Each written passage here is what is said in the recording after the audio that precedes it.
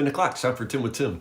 My name is Tim Harris. I'm pastor at Woodburn Baptist Church in Woodburn, Kentucky. And if you're joining me by way of YouTube or Facebook Live, thank you guys so much. Thank you for finding me. Every single day at 10 o'clock, Monday through Friday, I jump into the Word of God for just about 10 minutes and we go verse by verse. And today we're in John chapter 10, starting with verse 1. This is just so good, such a beautiful passage. I love this passage so much. I love it as a pastor.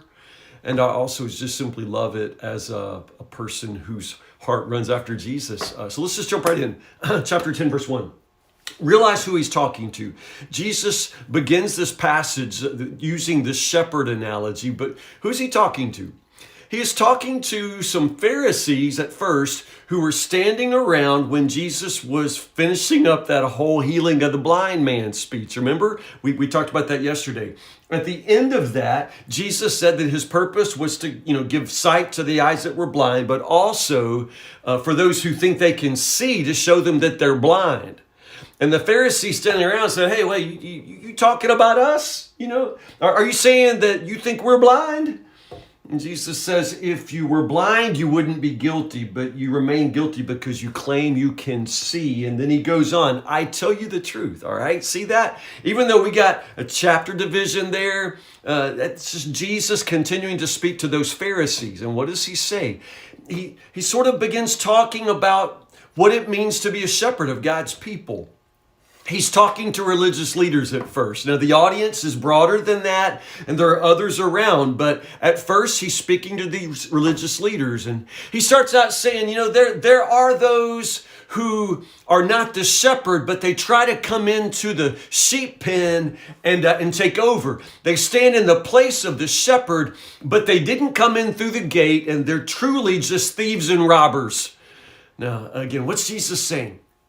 Jesus goes to this image of the shepherd because it's such an important metaphor all the way through the Old Testament. In so many places in scriptural tradition, God is revealed to be the shepherd of God's people. The people are the flock under his care, all through the Old Testament. And so Jesus picks up that image, that idea, and it's instantly recognizable to the Jews, those who knew the Old Testament.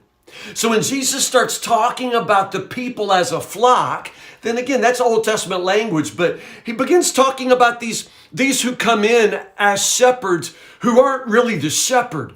They're rival shepherds. They're thieves and robbers. The word pastor, I call myself a pastor. As a pastor, I'm using that same kind of metaphor. That word pastor literally comes from a word that means shepherd.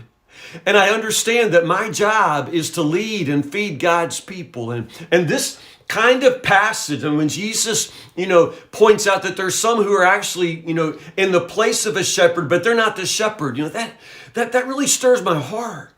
It makes me search my own heart and question my motives, because this is what Jesus is getting at. Are you the shepherd? You're standing in the place of a shepherd. Is your aim to please the one who is the shepherd of God's flock? Are you his true under shepherd, or have you actually come in for your own agenda, for your own advantage, to get something, to steal something, to take something from the sheep for yourself? That there are a world of pastors whose hearts are in it for the right reason, and there are others who obviously, for one reason or another, become thieves or robbers. God help all of us who stand in that place. So Jesus says, I'm the gate. I am the gate. Now, if you're a go-getter in the Gospel of John, who loves the number 7, right? There are 7 of these I am statements, and this is one of them. I am the gate. I am the good shepherd. There's another one. You got it? You can count to 7 if you find them all through the Gospel. So Jesus says here, I am the gate. That's the first thing he says. I am the gate. He also says, I am the shepherd. Now, how is he both gate and shepherd? Well, understand just a few things about how shepherds worked in Jesus' day. First off, there aren't any fences. There are no fences. It's open fields, open pasture, and the shepherds would just themselves take their flocks throughout the wilderness, all through the open land.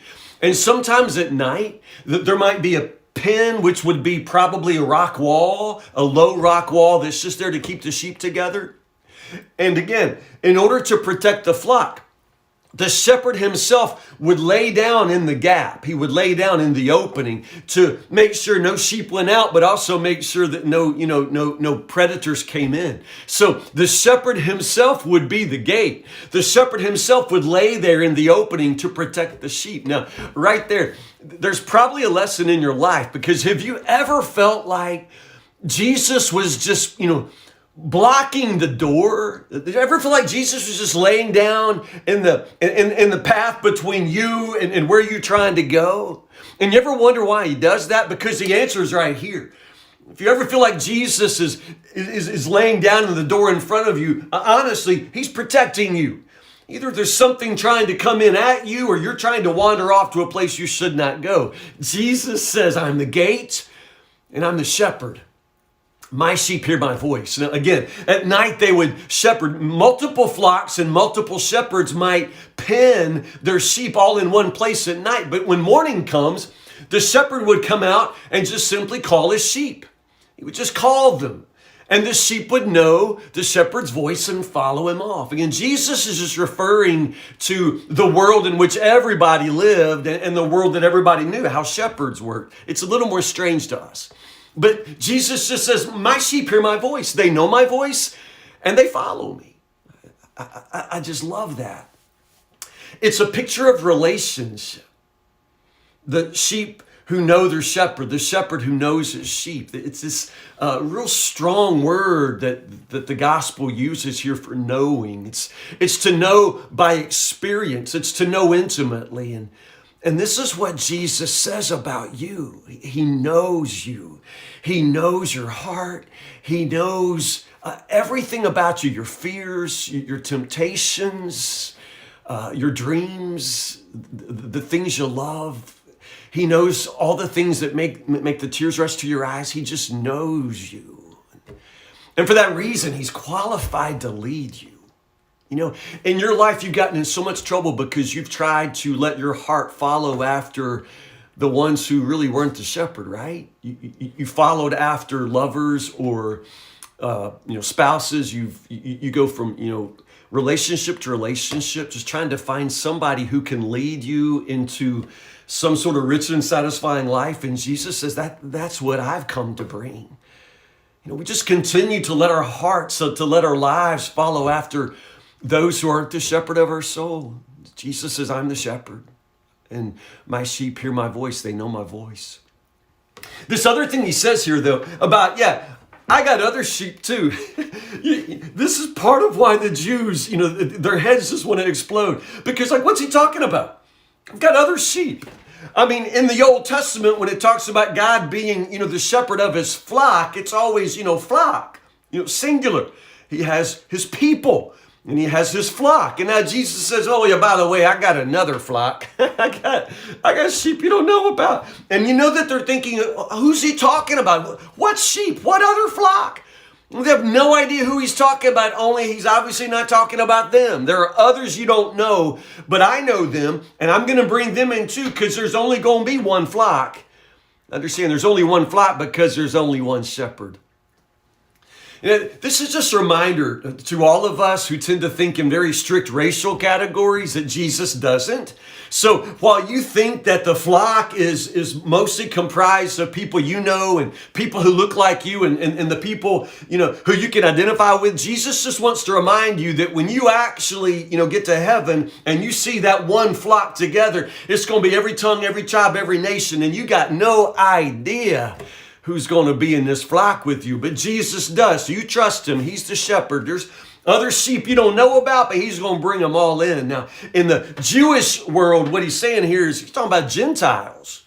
It's never crossed their mind that the Savior of the world, the Messiah, has come not just for the Jews, but for the nations as well. And this is Jesus's reminder here. I got other sheep. I'm going to bring them too, because there's only going to be one flock, because there's only one shepherd. And it's also good. I love this so much. And yet at the end, the people are divided. Is he demon possessed? I just don't understand how you can hear these sweet words and refuse him. But the people are still so divided. Is he demon possessed? What makes him speak this way? And then someone else says, How can he be possessed by a demon? Can a demon open the eyes of the blind? So again, remember, the people hearing this sermon here by Jesus about the shepherd, the same people who just stood, right there and watched the whole ordeal with the man born blind. That there's trying to piece all this together. How can he say these things that we never expected to hear a religious man say? How can he say that there are other sheep, another group that must be brought into the flock? I mean, what is he talking about? Is he crazy? Is he demon possessed? But how could he be demon possessed? Because he does the work of God. It's amazing how they're still divided. I guess before I judge them, I should probably look a little closer at my own divided heart. It's amazing how you and I still resist his voice too, right? All he wants to do is bless us. All he wants to do is give us abundant life, he says. And yet we just still continue to try to lead ourselves, or otherwise we wander. We just refuse to follow the shepherd of our soul. Today, when you hear his voice, run to him, follow after him. He is the shepherd of your heart, the only one authorized, qualified to lead you. So follow him. Tomorrow, John chapter 10, verses 22 to 42. Just finish out this chapter tomorrow. John chapter 10, start in verse 22 and finish out the chapter. It's good stuff. Continues this conversation, this controversy with the Pharisees. But then John chapter 11, we're going to pick up the day after that. And that's the story of the raising of Lazarus. And that's going to be so good. I can't wait to read it with you. So have a good Wednesday today. Stay in the Word and read for tomorrow. And I will see you at 10 o'clock tomorrow for 10 with Tim. I love you guys. Have a good day.